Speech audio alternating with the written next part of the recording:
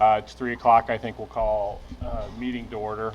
Appreciate you all being here and appreciate your patience today. We've had a wonderful day of learning about some new innovative ideas, starting with Roche Diagnostic and Launch Fishers, Launch Indiana, as well as Noblesville High School in the K through 12 system. I think a lot of members kind of gave the feedback we probably need to look at the K through 12 system all through the state because that's where we spend our most money on as we budget every 2 years. So we'll try to incorporate that a little bit and look forward to that. First of all, appreciate y'all being here today for Budget Committee. Hopefully we won't be long. I don't think Representative Gooden, we can set any records, but we'll try and set some records on length of the meeting. We have Mayor Ditzler from Noblesville here. I'd like to recognize him for some words of welcome and appreciate being in your fair city. Thank you very much, Mr. Chairman, members. Welcome to the city of Noblesville, and particularly this place. This place is now IETech, but it was in a high school building, I believe, and Senator Henry can tell me, in the early 60s, if I'm not mistaken, back Senator Henry's high school, and remained that until a few years ago when it became a junior high.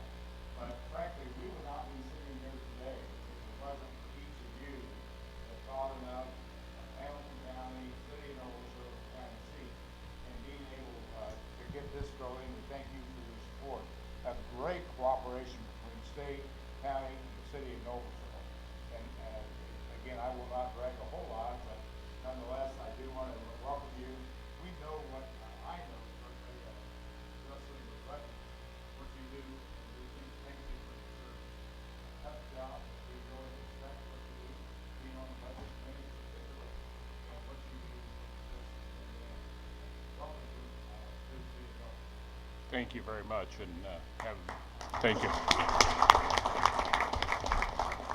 It's been a joyful experience and great to see that Hamilton County's represented very well at the legislature. Going to start with introductions. I guess didn't do that first. I'm Tim Brown, chairman of the Budget Committee right now for a little longer. From Crawfordsville, and we'll start Zach and go around. How's that? Good afternoon, Zach Jackson, Deputy Budget Director. Deanna Owari, Deputy Budget Director, State Budget Agency. Alicia Nafziger, House Republicans. Representing Bob Cherry, alternate for the House Republican. Ryan Mishler, Senate District 9 from Bremen. Krista Rivera, Senate Republicans. Senator Luke Kenley, Chair of the Appropriations Committee, and from Noblesville. And thank you, Mr. Chairman, and all the members for coming today. Ben Tooley with the House Republicans. Brian Bailey, Budget Director for Governor Pence. And before I yield the floor, I wanted to recognize someone who's sitting out there in the audience today, and that's Matthew Kent. He is going to move on to the Indiana Department of Administration and serve as their Deputy Director for Administration and Planning. He's been serving our Budget Committee for the last 3 years, helping us with capital project review. And he's been serving Budget Agency first as a capital analyst and then as an assistant director in charge of our capital. So we're going to miss him very much. Want to thank him for all of his work. And also want to introduce the person who's taking his place. Hillary Alderette has been an analyst with us for 4 years. And so she precedes me. And she has been working as an analyst for DOC in the courts-related agencies. And she's learned a thing or two from Kevin Orm, so she's going to be able to take the baton from Matthew and run with it. So, thank you. Thank you, Matthew. And welcome, Hillary. Senator Time. When you said welcome, Hillary, I did a little turn. Hey, is that today and tomorrow? Both? Where's she coming tonight? Karen Talion, Budget Committee member for the Senate Democrats. Susan Preble, Senate Democrats. Mark Stoops, Senator from Bloomington, Monroe County, and alternate for Senator Broden. Eric Gonzalez, House Democrats. Sheila Klinker, District 27, and an alternate, and I just saw Dan Clark, whom I haven't seen in years, who was on certainly the ISDA staff and helped in my very first election. And certainly Mayor John is a longtime friend, and I'm glad he's still mayor of a wonderful city of Noblesville. Nice to be here, and I'm an alternate. Terry Gooden, State Rep, District 66, Budget Committee member, House Democrats. Jim Landers, Legislative Services. Thank you. The meeting will call to order, and I do want to welcome Senator Stoops, who new member of the committee. Hope you've learned a little bit and kind of what we do here at Budget Committee. It's not tough work, and actually I think you'll find working together with the members very engaging. The minutes of the last meeting have been distributed. Are there any amendments to the minutes? Is there a second? Second. It's been moved and seconded, a motion to adopt the minutes. All those in favor say aye. Aye. Those opposed say nay. Minutes are adopted. There's been a proposed agenda has been distributed to all members and released to the public. Are there any amendments to the proposed agenda? Seeing none or hearing none, the agenda is placed on the table for discussion. With that, we'll get into the agenda and go to our projects, agency projects. We have Department of Natural Resources, Mr. Clark. The floor is yours. Thank you, Cam. Thank you, Mr. Chairman. Good afternoon, members of the committee and supporting staff. My name is Cameron Clark. I am here representing the Department of Natural Resources, supported by two deputy directors, John Davis and Mike Smith. We have two items on your agenda today. The first item is a request for $1,007,000 to help the Division of Forestry maintain its certification program. I believe 2 years ago, you probably heard me talk a little bit about this program, but this is a program that is part of two certification organizations. One's for North America, one is an international organization that certifies property management, mainly forestry management, for sustainability, both in terms of timber production, habitat creation, as well as watershed management. This is important not only to the Division of Forestry, but to the woodland owners of the 700,000 acres that are enrolled in classified forest and wildlands program. It is also very important to a lot of the primary and secondary manufacturers in the wood products industry in Indiana. That certification program includes a chain of custody that those who are involved fall under this certification, and it enables them, as their products move on, to maintain and in fact get greater global market share in the wood products industry. Thank you. Any questions for Mr. Clark? Thank you. Continue. Item 2. Our second item is for $489,480. This is to support a replenishment program of some of our equipment through the Division of State Parks. We have a program where we try to replenish on average about 4% of the tables and grills on our properties throughout the state. We do this every 2 years, and this request is to replace almost 2,000 picnic tables and almost 1,600 grills.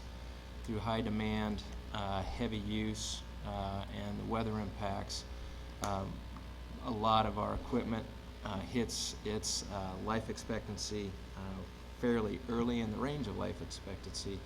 And we'd say right now we have about 75% of our picnic tables and grills are nearing the end of their life expectancy. Our property management staff do a great job of maintaining, but there comes a point in the life of some of this equipment when we cannot repair it, so we need to replace it.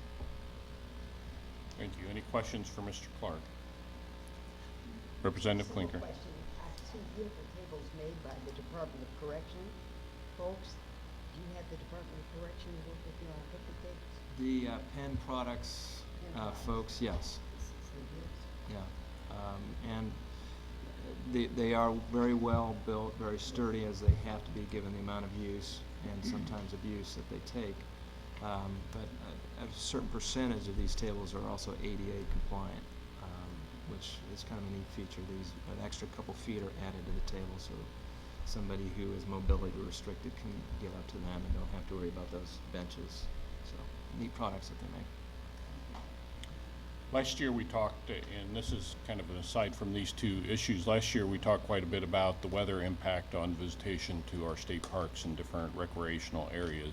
Maybe as the summer ends up in September or October, you could have for the budget committee what the year-over-year change was to make sure that the downward trend wasn't continued, that it was just weather related in a blip last year. So We can certainly do that, and just to add to that comment, weather plays a big part on how well we do throughout the year, but there are just probably a handful of very important weekends, if you will, July 4th, Memorial Day, Labor Day.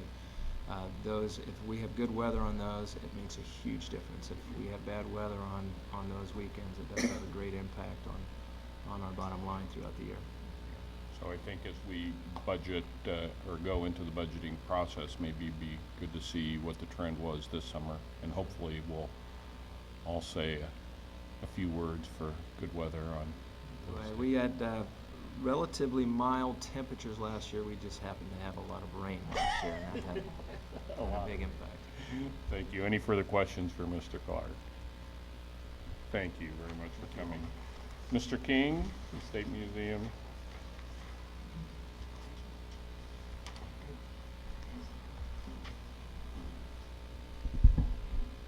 Mr. Chairman, members of the committee, thank you for having us up here.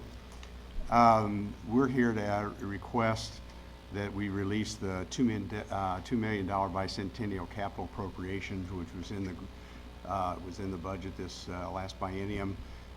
We've raised just short of $2,271,000 in private money. That comes from 36 different private units. That gift was made as a matching gift for money we raised. The money's being used to complete some of the renovations that are going on in the museum itself. We've been able to create 3,000 square feet of new exhibit space without adding any footprint to the building. We will be using some of that for purchasing, hanging screens and other elements that go to protect some of the artifacts that are in fine art, paleontology, archaeology, and biology. And then finally, about $95,000 of that will be used toward doing some studies about what it would take to repair the Lock 25 at the Whitewater State Historic Site. We've, in total, with the first matching gift you made in the previous biennium, we've raised $17.1 million for the museum. I think there's probably another $3 million to be raised out there, which is we're on, and we're talking about private sector money. Appreciate all the hard work you do. Senator Kinley. Just want to add, Mr. Chair, and I hope this will be in the minutes, that we want to thank Tom King for really a magnificent effort in this fundraising. When we started this process a number of years ago, I just never would have believed that we would be able to do this, and I don't think we would have without Tom's leadership. Thank you, Tom. Thank you, Senator. It's been a labor of love. I was only going to do it for a year, as you know. It turned into 6. Yeah, the record needs to adequately reflect the yeoman job done in fundraising. I appreciate that. Senator Talion. Thank you. I just have a question about this lock on the Whitewater Canal. That's under the State Museum. It's not under Parks. It's not under. Right. How does that happen? When the museum, we used to be on the museum and historic sites used to be under Department of Natural Resources, and when it became a quasi-public corporation, the 11 of the historic sites came with the museum, and it's now part of the Indiana State Museum and Historic Sites Corporation. By the way, all the historic sites in this money, and I'm very proud of this because we've tried to make this a statewide initiative, and all of the historic sites have gotten some kind of upgrade to them with this money that we've raised. The only major project that hasn't been done is this Lock 25, which when it finally comes in will be a major project. It'll be about a $2 million project. Thank you. Further questions for Mr. King? Thank you very much. Thank you. Mr. Neely, IoT.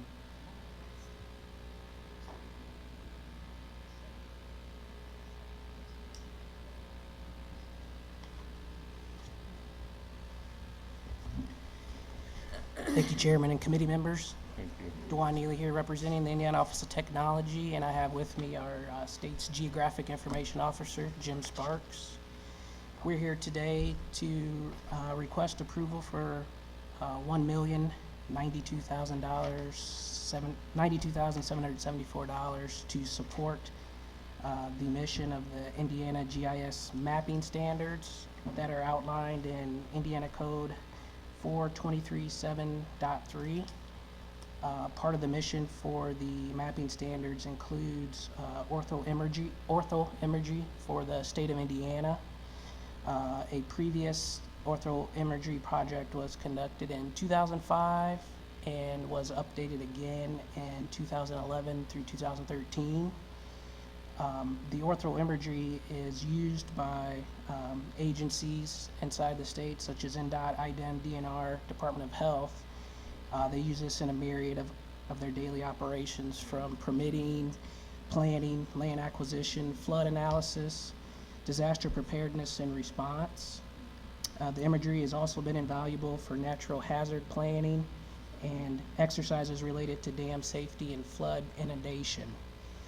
There is a committee or a council called the Geographic Information Council that is made up of government regulators, engineers, utilities, realtors, appraisers, mining companies, researchers, planning officials, and teachers that took a look at the return on investment for ortho imagery in 2008 based off of one of the previous projects. And they used two separate methods in order to reach the conclusion that the return on investments in under 3 years at a value of 34-to-1. Thank you. Any questions for Mr. Neely? Go ahead. Could you speak to why this product is needed as opposed to something free, internet-based like Google Earth or probably other programs out there like that? Yeah, I'd be happy to. And it's a question we get from time to time. If you get onto Google Maps, for example, and you pull up what Google calls satellite imagery, a lot of times you'll notice down at the bottom it says Indiana Framework Data. That's kind of code words that Google borrowed our 2005. We actually gave that data to Google after the 2005 flight so that Google uses the imagery. And there's important differences between, I should say, currently Google has started collecting their own imagery.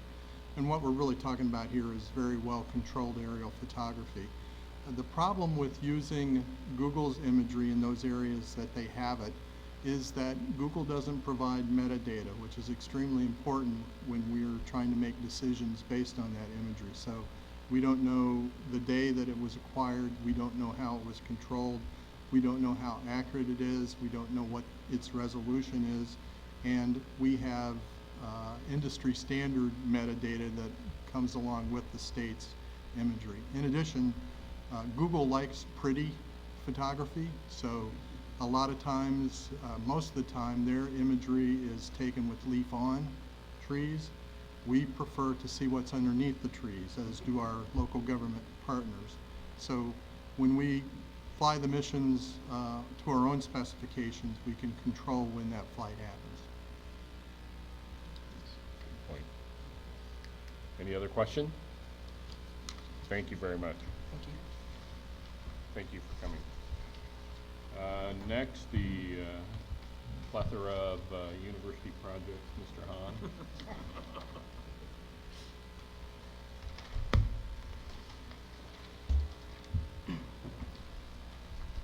Good afternoon, Mr. Chairman, members of the committee. I'm Tony Hahn, Purdue University.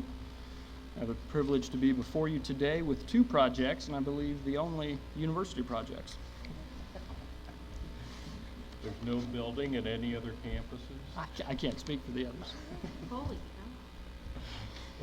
The first project on the agenda is the Life Sciences Utility Infrastructure and Site Development Project for $6.3 million. This is truly what it says, a utilities project that will construct new utility tunnels, a spur in the southwest part of campus. And what that means is we will connect several new buildings and create different spurs and hubs in that southwest corner of campus to feed from our central utilities from the plant that we have there. This will connect several buildings like the Herrick Labs and Drug Discovery, as well as the new Ag and Life Science building that was provided for in the last budget. And it will also provide central utility redundancy at Discovery Park. It's an underground utility distribution system of steam tunnels and condensation piping and insulation and electrical and buried water, chilled water and domestic water, as well as all the isolation valves and data that we will run along in the tunnel. There's also some site work for the new construction, including some storm sewer, storm water drains, irrigation, ADA sidewalks.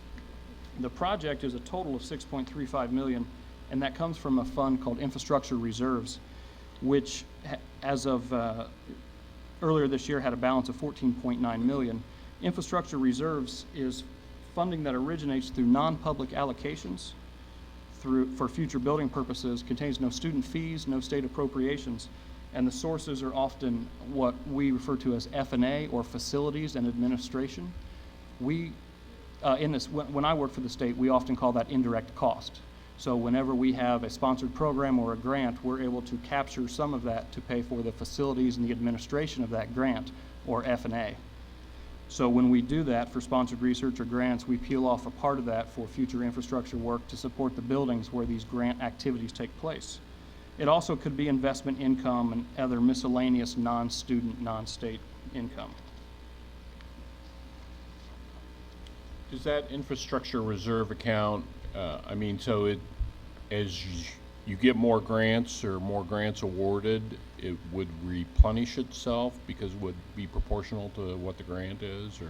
It could, and there's some analysis done on the grant of how intensive the capital is for a particular grant, and if it's a laboratory building or if it's one that takes particular special equipment that is fed by utilities, you could peel off more as a percentage perhaps, but yes, then that does get replenished by, like I said, investment income or other F&A from future grants. Further question?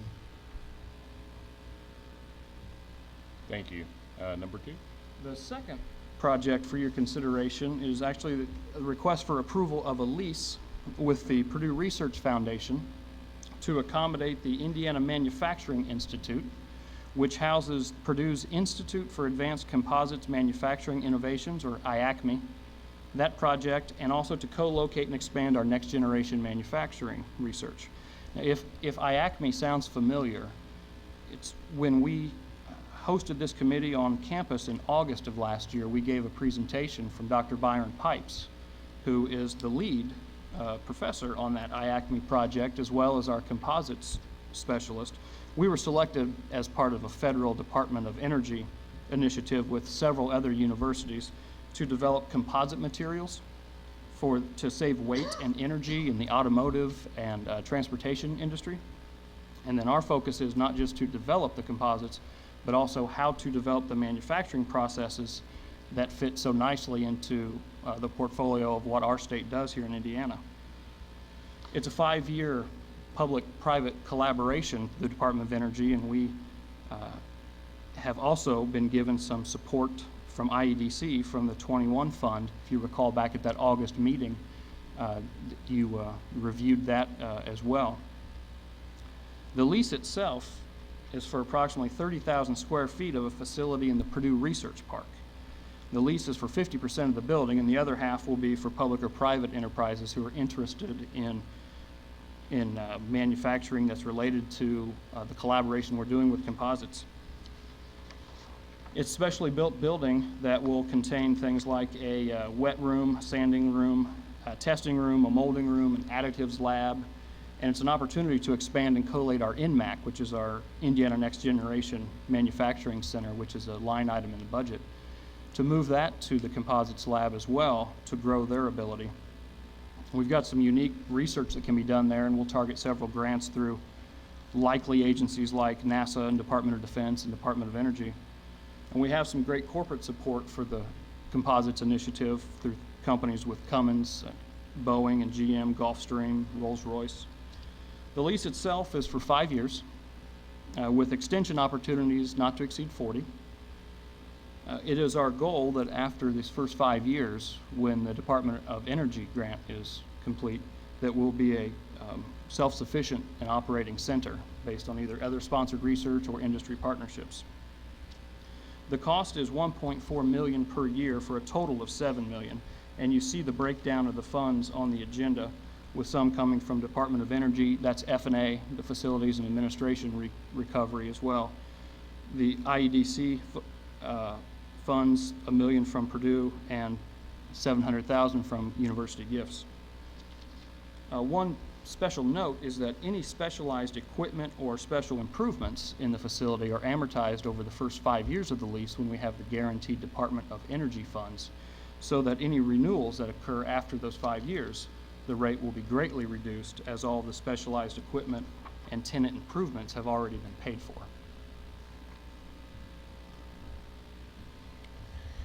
With a 5-year lease and the numbers spread out through funding, will they come equally from each source over the 5 years, I presume, or one bucket won't be used first before the other bucket's used? There is a timing, and you refer to the $2.6 million from federal funds and $2.7 from IEDC. There is a timing component to that. Gift funds are available now. The federal funds flow in over time, over the course of the 5 years, so we don't prepay in any way with the federal funds. They come in pretty regularly throughout the 5 years. We do have the IEDC grant in hand now, and the university funds will come from Engineering, Polytech Institute, and INMAC, so they're available as well. So they'll be spaced out along the 5 years. Questions? Senator Kenley. Thank you, Mr. Chairman. Not on this topic, but I want to thank President Daniels and the administration and the faculty for making the effort to keep tuition under control for another year, and that'll be 5 years running, and I think that's a great track record, so thank you for your efforts. Thank you very much. I will pass that message on. We do appreciate your support on that. Senator Talion. Thank you. Tony, every year we get one of these, and just remind me, walk me through this again. So Purdue Research Foundation is a private entity, and then they are building the building, and the university leases back from them, right? That's correct. All right. The Research Foundation is a standalone 501c3 whose mission is to support the mission of the university. They have constructed a $12 million building, which is nearly built it complete. already? Yes. Oh, okay, because it Because- says they will construct, all right. Right. And Okay. the university then does lease back the 30,000 square feet, with 32,000 square feet then available for the Research Foundation to lease out to other public or private enterprises who would like to be part of any composites research that we have there. Okay, all right, thank you. Any further questions? Thank you. Thank you. Thank you. We're next going to go to the review items, and at the chair's prerogative, I'm going to take our guests first. So we're going to have Mayor Fadness and Ms. McGrath for the City of Fishers.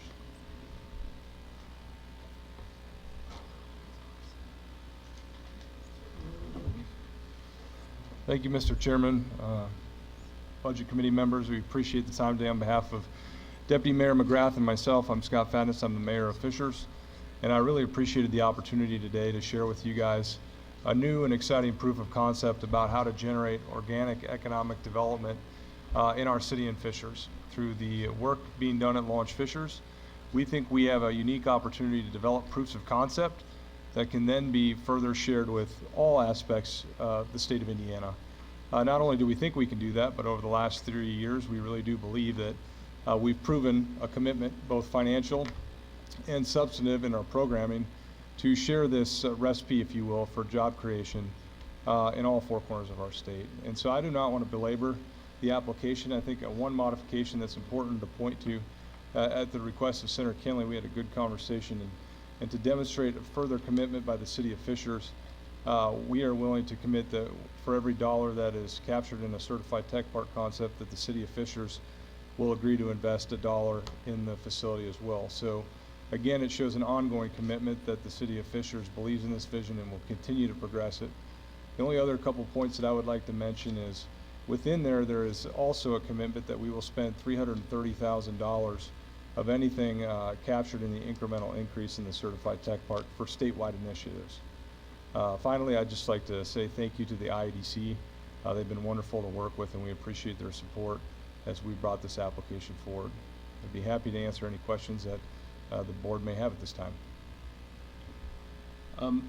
In the application and handout you gave to us through IEDC was that most of it was to go to the paying of the building. And do you foresee that as you recapture that and this building then isn't under your city obligation, that you'll purchase other buildings, you'll expand your entrepreneur programs, or you'll have more policemen, which... Yeah, well, definitely not the latter. That's a great question, Mr. Chairman. In all honesty, 6 months ago when we wrote this application, I would have said that it was exclusively, or the majority of it would go to pay back the building, which is about $3.5 million.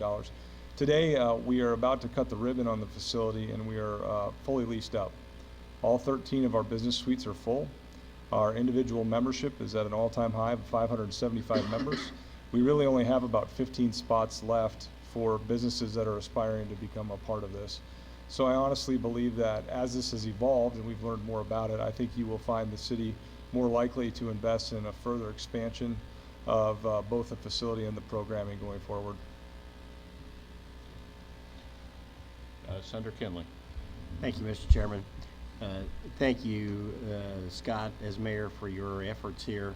And we got a nice tour this morning, and I think the Budget Committee members and all of the staff were given the opportunity to see how this application relates not only to a pretty big success story in your community, but how you're willing to be the spirit carrier so that we can develop this throughout the state. And I think Indiana has the type of culture that this is a little bit of an untapped resource, and I think you guys are giving us the leadership to help produce that. So I just couldn't be happier to finally reach the end game of making this work, and appreciate all your efforts.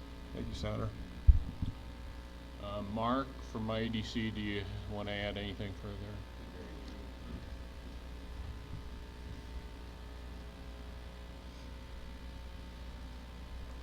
Mr. Chairman, members of the committee, appreciate your time. Mark Losky with the IEDC.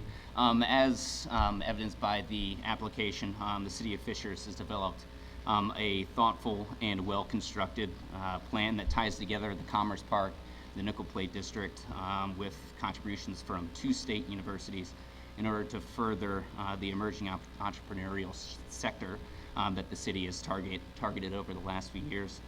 So the IEDC believes that this is really the prototypical CTP project that the program was developed for, and we're happy to recommend it for your consideration. Thank you. Any questions? Senator Tallien. Sorry, somewhere along the line I missed the amount of money that were on this. Certified Tech Parks are in current state statute that they collect income and sales tax within the Certified Tech Park up to a limit of $5 million. Okay, so I must have missed something. So what is it that we are doing here? Are we doing something to approve something today? Yeah, we'll need, as we finish the review items, we'll need a motion to send this on to the budget agency. IEDC has received the application, budget agency reviews. We'll motion to move it on to budget agency to finalize Okay, for a certified tech park. all right, so that's what we're doing, is Yes. approving the fact that they will be a certified tech park? Correct. That's what we're officially The- doing? The state law says that IEDC at maximum can only recommend 2 per year, and last year we did the aerospace tech park at West Lafayette area around the, and so really over the last 3 years we've only done, this is the second. Thank you. Any further questions? To a limit of $5 million. Thank you, thank you. So we'll go ahead and hear the presentation of the rest of the review items and then act on the review items we need to act on. So next is Family and Social Services, Medicaid, Mr. Mosier. Medicaid State Plan Amendments. Good afternoon, Mr. Chairman, members of the committee. I have one item to present to the committee today. That is regarding a waiver amendment that FSSA will be submitting for the Health Indiana Plan 2.0. As part of our approval for the Health Indiana Plan 2.0 waiver, last year we were granted a waiver of providing non-emergency medical transportation to a subset of our HIP 2.0 population, which grants us the authority to not provide that service that would otherwise be required for this population. About 55% of our HIP population qualifies for this waiver and are not required to have non-emergency transportation to physicians, doctors' offices, hospitals, etc. Emergency transportation is provided when necessary for these members. So our waiver of that authority expires on December 1st, 2016. And in June, we'll be submitting a proposal to CMS to continue that waiver for the duration of our HIP 2.0 waiver period, which goes through February 1st, 2018. I'd be happy to take any questions. And part of the requirement of the federal government is to get participants' feedback and evaluation of the program. Is this an area, transportation, that you've had any feedback? Yes, it is. So we hire the Lewin Group, an independent consulting firm, to do an evaluation of our HIP 2.0 program. The Lewin Group has done a survey of our Health Indiana Plan 2.0 members. They did last fall, and this was one of the questions that they asked on their survey. We submitted a report to the federal government last month, and the survey basically found that 6% of the population without this benefit said that they had trouble getting to the healthcare clinics because non-emergency transportation was not provided. The report also found that 10% of those that did have the benefit had trouble getting to doctors' clinics. So actually a higher proportion of those with the benefit reported to us that they saw transportation as a barrier to needed services than those who actually didn't have that benefit available to them. The survey also found that more than 90% use a car, either their own car or a family member or friend's car, to get to the doctor's office when necessary. So we think that's the culture in Indiana, to use cars to get to the doctor instead of public transportation, and that's the general norm. Question? Senator Kyle. Yeah, this is a question that I've had asked of me a number of times. What do you do and how do you discourage people who call 911 ambulance for a ride? Happens all the time. For a non-emergent ride? Well, they get there and, yeah, I needed a ride to the hospital. I need a ride to my dialysis. Sure. Those transports would not be allowed to be covered and paid for through the program. And so if the transportation service were doing those, they would be doing so without reimbursement from the health plan payer. generally we educate or seek to use the health plans to educate the population about how to appropriately use their benefits. And part of that education process is informing them about other sources of primary care and how to get to those sources of care that don't involve inappropriately using services, whether that is using the emergency room when it's not appropriate or using an ambulance when it's not appropriate. That's part of the education efforts that we pay our health plans to provide to our members. Maybe they need a little more, because I hear from fire service all over the place that, especially the fire services that provide local ambulance, is that a big portion of their calls end up being non-emergency calls. Okay. I note that, and I'll take it back to the team, and we'll work on that issue. Thank you. Thank you. Some of it is the concept we have in state law about emergency. It's prudent layperson. If you think the prudent layperson deems it an emergency, then they call usually 911 for that service to take them to ER service. To call up and say 911, I just need transportation to dialysis. Most emergency transport dispatchers won't dispatch just on that request. Yeah. Senator Stoops. Thank you. I think my question follows on Senator Talian's in that it may be a savings to the state, but surely somebody's got to pick up the tab. And that would be, in my district, would probably be our area agency on aging, which has to provide these rides and really can't. They had to turn down 8,000 rides last year, and some of those were for medical appointments. Frankly, I think it's a mistake to get a waiver from that requirement. And hopefully CMS will not allow us to continue to deny rides to these people. So again, I think it's a question of really whether this waiver saves us money at all, besides the fact that it's limiting access to preventative care to these individuals, and really that's the whole basis of Affordable Care Act. The savings come from people having access to preventable care, non-emergency care. I appreciate your comments. However, our surveys don't show that it's a significant barrier to care. I would note that the network of AAAs that you speak of generally serves the senior, elderly population and people with disabilities.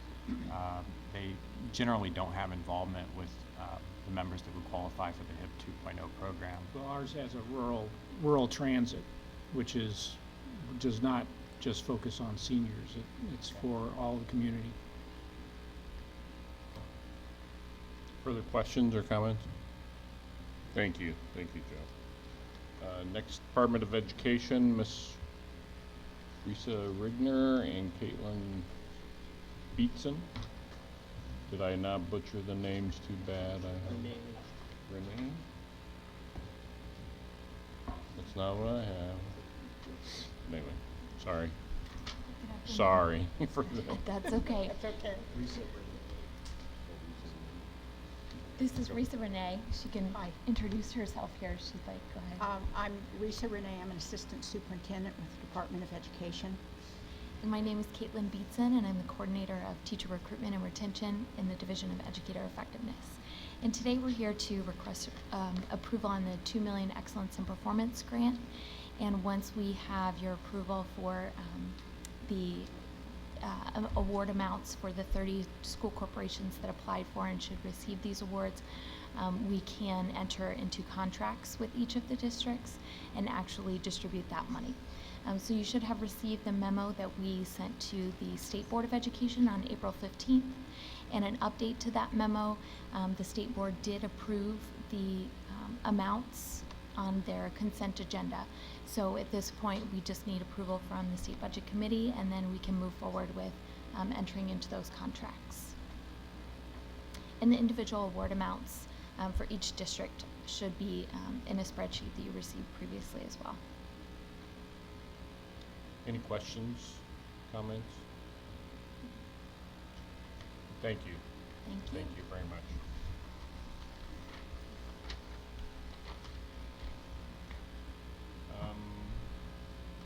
Other under review items, we have election of chairman to the FAST, Funding Indiana Roads for Stronger and Safer Tomorrow Task Force, enrolled House Act 1001.